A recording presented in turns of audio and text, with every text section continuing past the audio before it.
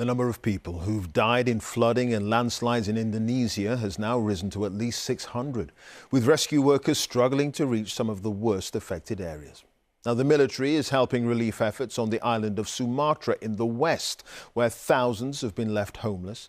Indonesia, however, isn't the only country in Southeast Asia that's been badly hit. Thailand and the Philippines have also experienced heavy rain and storms recently.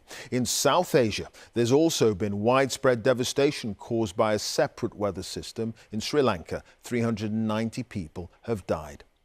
Officials there say much of the damage, especially in central areas, is only now becoming apparent as relief workers clear roads blocked by mudslides and fallen trees. Jonathan Head has more on the devastating weather ravaging large parts of Asia. Exhausted after clinging for hours to a palm tree, this Indonesian man was lucky to be rescued. Shortly after that, the boat finds another man, barely hanging on in the raging current. The past month has brought exceptionally heavy rainfall to Southeast Asia, catching millions of people off guard. Huge mudslides have buried communities here on the Indonesian island of Sumatra. There was little warning.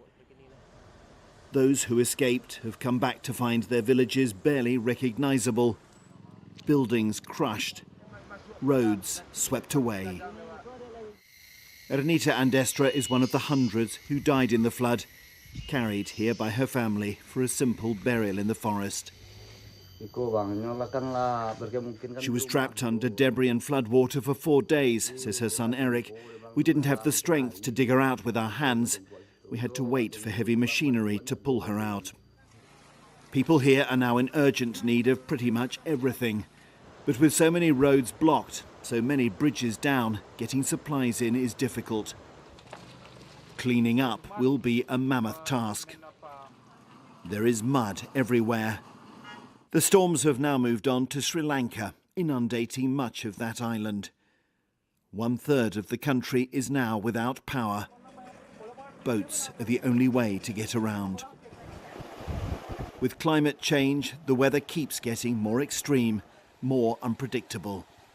Everyone here knows they may have to face this or worse again in the future. Jonathan Head, BBC News.